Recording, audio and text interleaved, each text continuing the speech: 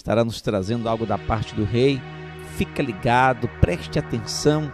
Deus quer falar com você e toda a atenção é pouca nesse momento, tá bom?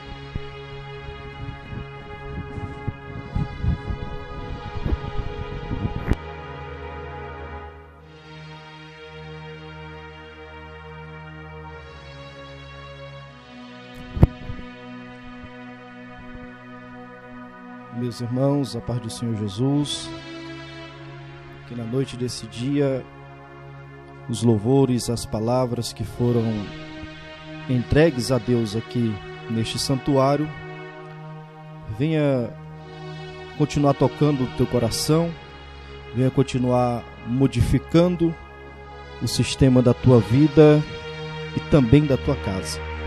Eu quero ler um texto que se encontra na Epístola aos Hebreus, no capítulo de número 11, verso de número 1 e o verso de número 2, que diz assim um texto: Ora, a fé é a certeza das coisas que se esperam e a convicção de fatos que não se vê, pois pela fé os antigos alcançaram o bom testemunho. E pela fé, entendemos que o universo foi formado pela palavra de Deus, de maneira que o visível veio a existir das coisas que não são visíveis. Louvado seja o nome do Senhor. O escritor aos Hebreus, que tanto nós procuramos saber quem foi de fato esta pessoa, ele deixou registrado dentro deste livro uma mensagem que vem ultrapassando gerações. E esta mensagem, ela está tão presente nos dias de hoje, que parece que o escritor está vendo a situação, parece que o escritor está percebendo o caos que o mundo está enfrentando. Isso é tanto que no início da sua mensagem ele vem dizer que a fé, ela tem um sistema de fortalecimento. A fé, ela tem um sistema de grandeza, da certeza de um Deus, que aos olhos do mundo parece que ele está invisível, ele não está movimentando, ele não está em ativa no meio dessa situação. Mas a fé, que ela é depositada dentro do nosso coração, através pelo poder da palavra de Deus, ela faz com que aquilo que é invisível aos olhos do mundo se torne visível aos olhos da igreja do Senhor. O interessante é que o escritor aos Hebreus, quando ele vai falar sobre fé, ele vai demonstrar, a partir do verso de número 3 em diante, que a fé ela conseguiu sustentar 5 pináculos na vida daqueles que estavam caminhando com Deus. O verso 3, ele vai dizer que a fé ela sustentou a certeza do conhecimento de um Deus criador dos céus e da terra. No versículo de número 3, quando diz que Deus ele é o criador, logo vem à nossa mente a certeza de que Deus ele tem um poder sobrenatural. Quem pregou muito sobre isso foi o apóstolo Paulo. No livro de Atos dos Apóstolos, capítulo número 17, a partir do verso de número 23, Paulo ele está em Atenas, e no momento que Paulo está na espera de Lucas e de Timóteo para continuar a sua viagem missionária, o texto diz que Paulo ficou parado em um local onde havia centenas de estátuas de outros deuses. E diante dessas estátuas existiam pessoas que estavam adorando, que estavam cultuando esses deuses. Alguns acreditam que nesta época, dentro de Atenas, existia em torno de 30.000 estatuetas diferentes, fora suas réplicas. E entre essas estatuetas, Paulo conseguiu encontrar um altar. Mas em cima deste altar não havia nenhuma estatueta. Em cima deste altar não havia nenhum sacerdote. Em cima deste altar não havia nenhuma representação humana. Pelo contrário, no altar estava escrito uma seguinte frase: Agnosti Theor, ao Deus desconhecido. Quando Paulo fita os olhos para o altar, aonde está escrito ao Deus desconhecido, Paulo logo olha para aqueles que estão cultuando a esse Deus. E quando Paulo chega diante desse altar, o texto vai dizer, Lucas escrevendo, ele vai relatar dizendo, que Paulo chama a atenção do povo para si e diz, que a partir de agora, a mensagem que eu vou direcionar a vocês é sobre esse Deus em que vocês estão honrando, mas não conhecem. Paulo começa o seu sermão confrontando a falta de fé daquelas pessoas. Por quê? Porque elas estão adorando a um Deus que nem sequer o nome elas entendiam e sabiam o que era. A adoração daquele povo era momentânea, era uma adoração automática, era por causa da cultura. A cultura dizia que se existe um altar, tem que existir uma adoração. Não importa quem seja a entidade que está sendo adorada naquele altar, se existe um altar, tem que existir uma adoração. Então isso era mecanizado dentro dos atenienses. Então Paulo diz, parem de olhar para um altar que está trazendo um mecanismo que não vai trazer futuro de fé.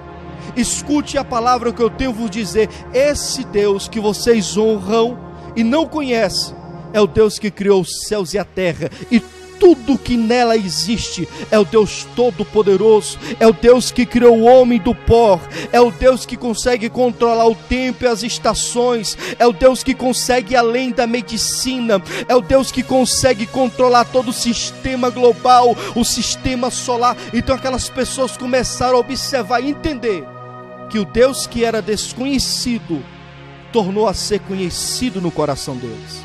Então a fé, ela é um sistema que está integrado, ela está interligada dentro do coração de todos os seres humanos. Não importa a quem essa pessoa esteja adorando, ela sempre vai ter um sistema de defesa chamado fé. Nem que seja por um objeto, ela vai chegar naquele objeto e vai se defender atrás de uma fé, fazendo uma pressa. Nem que seja diante de um animal, ela vai correr até aquele animal e vai ter um sistema de defesa, procurando socorro atrás de fé. Era isso que aquelas pessoas estavam fazendo. Ela estava tendo uma fé mecanizada, uma fé cultural. E Paulo está dizendo, a fé a esse Deus que vocês estão adorando não é uma fé mecanizada, é uma fé de certeza. Qual é a certeza, Paulo? A certeza que Ele ainda existe, que Ele é poderoso, que Ele controla tudo isso que vocês estão convivendo. E a minha palavra na noite desse dia para você é esta: não te preocupa, enxugue as lágrimas do teu rosto, não queira trazer pavor dentro da tua casa. Isso que nós estamos passando é um tempo, e o Deus que você adora, Ele é além do tempo. Isso que você está enfrentando pode até ser uma provação, mas o Deus que você adora, Ele é profissional em aprovar o seu servo. Isso que você está passando pode ser um momento muito grandioso de desespero, mas o Deus que você adora, Ele consegue pegar o desesperado e trazer esperança para dentro do seu coração. É isso que o escritor está dizendo. A fé, ela torna-se uma certeza, ela não é uma dúvida. A fé, ela não é um estudo que você consegue elaborar da noite para o dia e que alguém vem com uma tese e derruba esse estudo da tua mente. Não, a fé é muito além do que algo intelectual. A fé vai muito além do que as razões humanas. A fé é algo sobrenatural, aquilo que os olhos não viu, aquilo que não subiu ao coração do homem.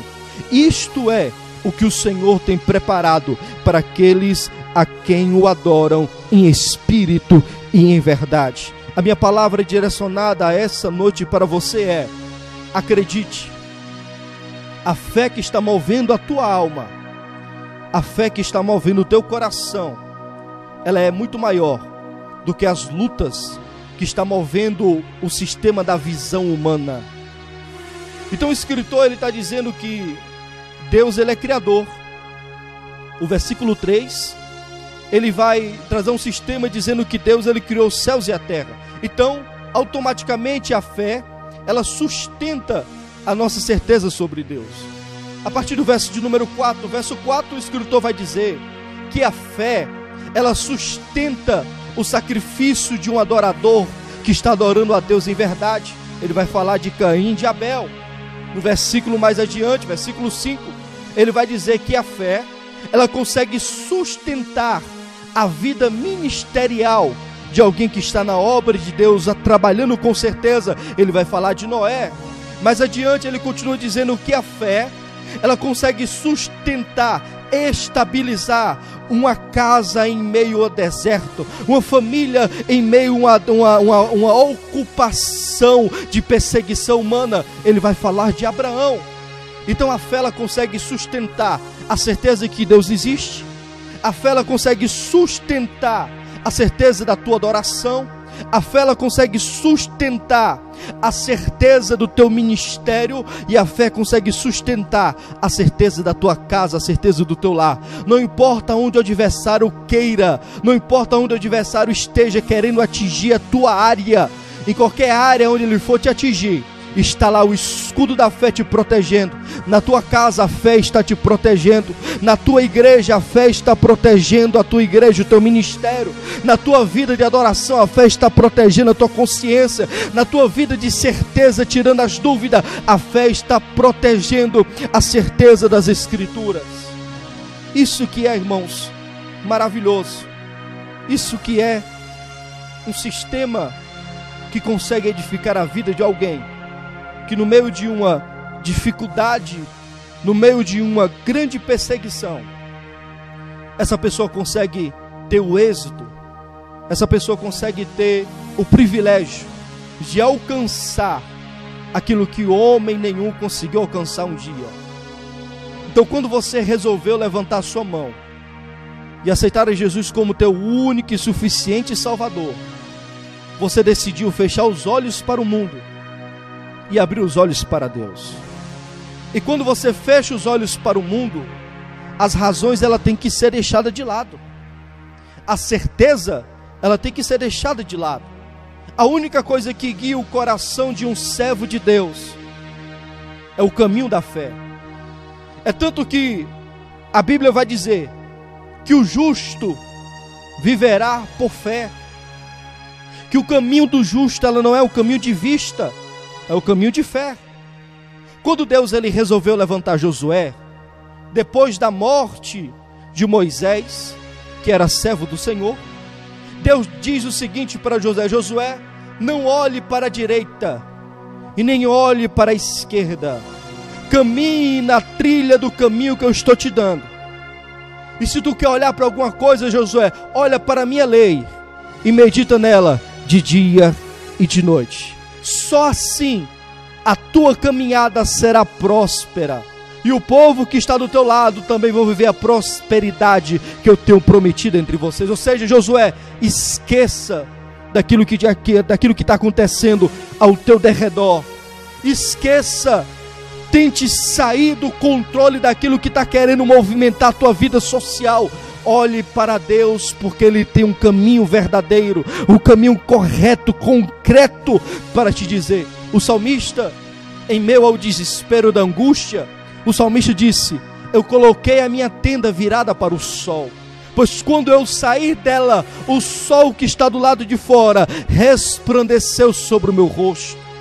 Quando a Bíblia fala de sol, ela está falando do Deus todo criador. Então o salmista está dizendo: eu coloquei a minha casa diante do Senhor. Só Ele pode sustentar ela, só Ele pode segurar ela. O salmista também disse que lâmpada para os meus pés e luz para o meu caminho é a tua palavra. E se olhar para a direita há escuridão, se olhar para a esquerda também há escuridão, mas se a palavra está dentro do meu coração, aonde ela me levar, a luz vai resplandecer. Por causa disso, eu vivo sustentado unicamente pela fé firmada em Deus. Então esqueça isso. O que o diabo quer nesses últimos dias é tirar de você a certeza da fé que existe dentro do teu coração. Então diga para essa depressão que está querendo te pegar, que está querendo te destruir, diga para ela que a tua fé é muito maior do que o desespero que ela está implantando dentro da tua alma. Olha para essa enfermidade que está querendo entrar dentro da tua casa, diga para ela que o teu Deus é o médico dos médicos, que pode curar tudo aquilo que a medicina não conseguiu curar. Olha para dentro da tua casa, perdeu o emprego, olha para dentro da tua despensa e diga: o Deus que eu sirvo, Ele é o Deus do dono do ouro e da prata, e eu não vou passar mendigação, coisa nenhuma, porque eu estou debaixo da fé. Não importa onde o adversário queira atingir, a fé, ela vai continuar atingindo o teu coração e te protegendo. Paulo foi um exemplo disso. Paulo disse: o que pode fazer eu? Ou o que pode acontecer comigo para que faça com que eu me separe do amor de Deus? Não é do que eu me separe da igreja, da instituição. Não é se eu me separe de algum grupo religioso que está me ligando diretamente a Deus. É aquilo que pode empatar, que pode separar eu, Paulo, do amor de Deus. O que será? Aí Paulo começou a pensar: será que vai ser as pestes que estão chegando por aí? As pestes não conseguem superar o amor de Deus. Será que as perseguições que estão chegando dentro da minha casa, essas perseguições não conseguem superar o amor de Deus? Será que a morte que está me esperando na esquina, essa morte não consegue superar o amor de Deus? Será que são as coisas deste mundo? Nada deste mundo e nem além do outro mundo pode superar o amor que há no Senhor Jesus de Nazaré. É o amor de Deus que sustenta a sua fé. Eu não sei em qual posição você pode estar hoje. Com certeza tem pessoas que estão na posição que esteve Jó um dia. Jó dormiu sendo rico, Jó dormiu tendo uma família, e acordou em um pesadelo, perdendo tudo aquilo que ele tinha construído durante os anos. Jó passou da noite para um dia deitado em uma cama boa, confortável, vamos conjecturar o dia de hoje, e depois ele passou a noite e outros dias sentado no muturo, com a presença de um caco de telha e com seu corpo todo dilacerado. E mesmo assim, a sua mulher chega do lado e diz: Jó, está na hora de pedir para morrer, está na hora de pedir para que tudo isso acabe logo, o sofrimento é grande, amaldiçoa o teu Deus e morre logo, Jó. Jó olha para tudo que ele está vivendo, Jó olha para tudo que ele já viveu, e Jó olha para os céus e diz: sem nada este mundo eu vim, sem nada eu posso voltar, mas todavia a última palavra não é minha, a última palavra é do meu Redentor, que se levantará em meu favor. Jó está dizendo: os meus olhos não estão no passado, os meus olhos não estão no presente, os meus olhos nem muito menos estão no futuro, os meus olhos estão guiados em Deus, e Ele sabe o caminho correto, Ele sabe a hora certa, Ele não se atrasa, Ele chega no momento certo, na hora certa, para me socorrer. E o que foi que aconteceu? Deus resolveu virar o cativeiro de Jó. Receba esta palavra nessa noite. Deus vai virar o cativeiro que está querendo te prender, que está querendo te paralisar. Deus vai virar esse cativeiro e você vai viver um tempo de vitória, um tempo de bênção, um tempo de alegria. Se você acredita nisso, comece a adorar a Deus aí na sua casa, comece a glorificar a Ele aí na sua casa, e seja grato por Deus por tudo aquilo que Ele já fez, em nome do Senhor Jesus. E aqui eu agradeço a minha rica oportunidade.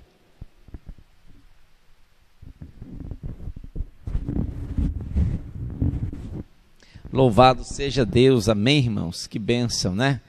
Que Deus possa continuar abençoando a sua vida de uma maneira muito especial, tá certo? Que a mão de Deus esteja estendida, fazendo verdadeiramente cumprir as suas promessas. Vai ter virada, vai ter milagre, vai ter vitória, vai ter graça, vai ter força, vai ter bênção. Deus está presente, Deus está fazendo a diferença, acredite nisso. Deposite toda a sua confiança no Senhor, e você não vai se decepcionar, porque a mão de Deus vai trabalhar em teu favor, tá bom? Olha, domingo que vem, 9 horas da manhã, nós vamos ter um domingo, uma manhã com Deus, sem dúvida, adoração, uma palavra poderosa da parte do Rei ao seu coração, tá bom? E à noite, às 18 horas, culto da família. Olha, Deus tem algo especial marcado para a noite de domingo, a partir das 18 horas. Continue orando pelo nosso Brasil, continue orando pelas lideranças, para que Deus possa dar sabedoria nesse momento tão difícil, né? Porque além da pandemia existe toda a situação econômica que tem realmente trazido um peso muito grande para o futuro da nossa nação, né, e dos outros povos. Mas nós vamos orar. O brasileiro é forte e ele sabe se posicionar para se ajudar e dar a volta por cima. Vai dar tudo certo, Deus está no controle e Ele vai honrar a nossa fé e a nossa perseverança, tá bom? Vamos orar agradecendo a Deus por essa noite. Obrigado pela sua companhia, que Deus te abençoe e até domingo, se assim o Senhor nos permitir. Pai amado, levante sua mão direita assim para o céu. Pai amado e querido, quero colocar em tuas mãos teu povo, a tua igreja, cada um daqueles que o Senhor escolheu para viver o melhor dessa terra. Eu ministro a bênção do Senhor sobre o teu povo e para a glória do teu nome, Deus. Seja conosco, meu Deus amado e Pai querido, nos dê a tua proteção, guarda, livra-nos do mal e nos permita atravessar, meu Deus, a chegar do outro lado em segurança e cantando o hino da vitória. Eu abençoo o teu povo em tua presença para a glória do teu nome, em nome de Jesus. Que a graça do nosso Senhor e Salvador Jesus Cristo, o grande amor de Deus, que a comunhão e a consolação do Espírito Santo seja com toda esta linda e amada igreja, desde agora e para sempre. Você bem forte diga amém, amém. Que Deus te abençoe e até domingo, em nome de Jesus. Amém.